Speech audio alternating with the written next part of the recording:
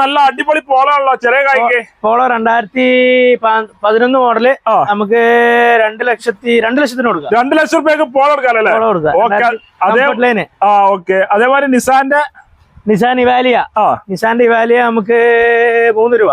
3 ലക്ഷം രൂപ. എത്ര മോഡലുണ്ട്? 13 model VX full option വണ്ടി. 3 ലക്ഷം രൂപ കൊടുക്കാം. മാക്സിമം കുറച്ച് കൊടുക്കാം.